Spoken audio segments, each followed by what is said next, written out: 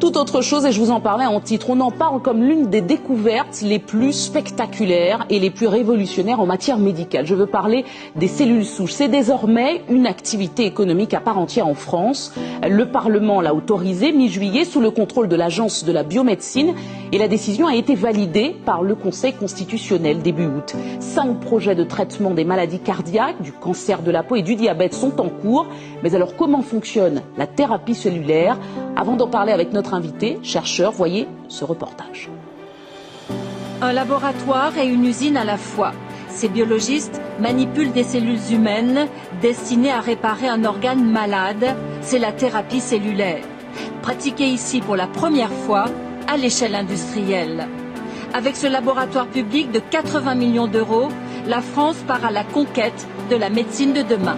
Le marché de la thérapie cellulaire est un marché en pleine émergence. C'est une réserve de croissance considérable. Il progresse de 20 à 40% par an. Si on veut être le leader demain, il faut investir aujourd'hui.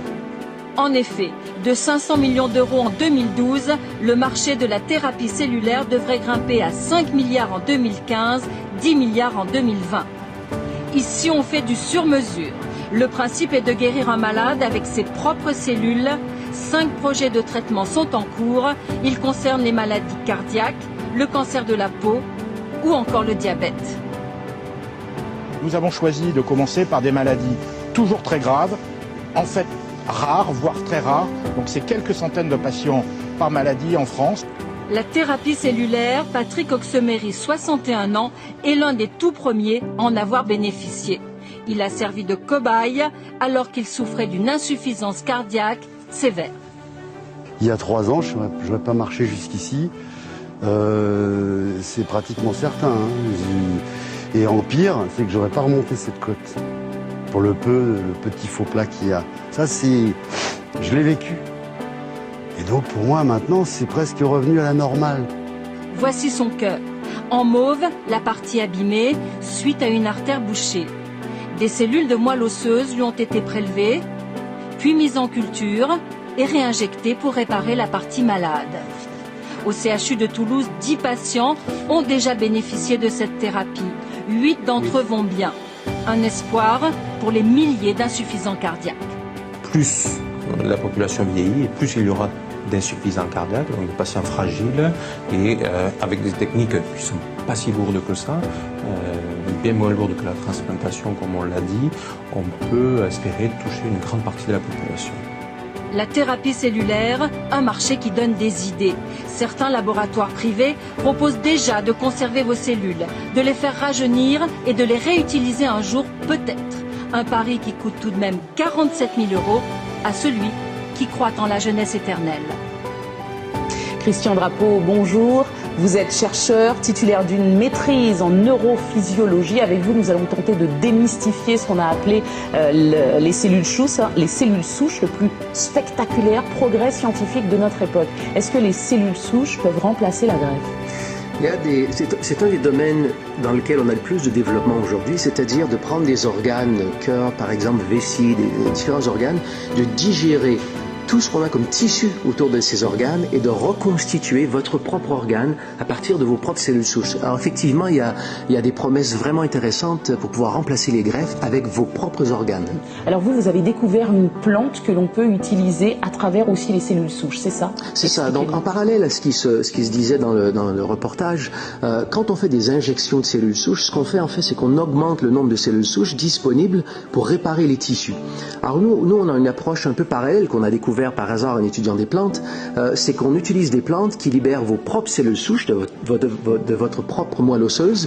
Donc on augmente le nombre de cellules souches disponibles pour réparer les tissus en utilisant vos propres cellules souches d'une façon naturelle, en fait de la façon dont le corps le fait naturellement. Alors est-ce que ça veut dire que ces injections de cellules souches pourraient guérir certaines pathologies lourdes, par exemple?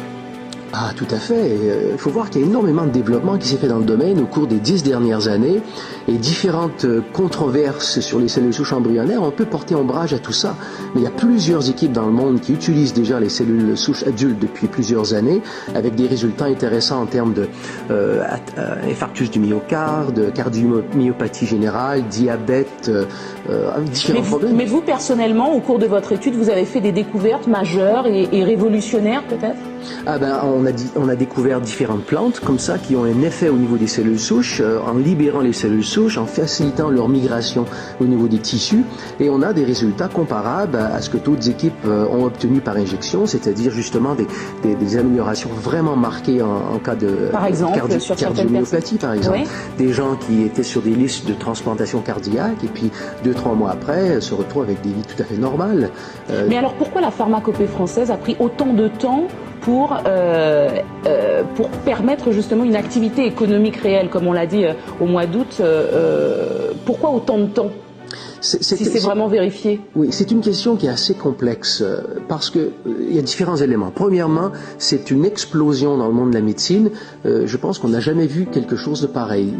La littérature scientifique est tellement prolifique dans ce domaine de recherche que personne n'est vraiment au courant de tout ce qui se fait. Donc plusieurs laboratoires à travers le monde ont développé leur propre protocole et d'autres laboratoires ne sont pas au courant. Donc il y a eu une espèce de confusion, si je peux dire, scientifique. Donc c'est un des éléments.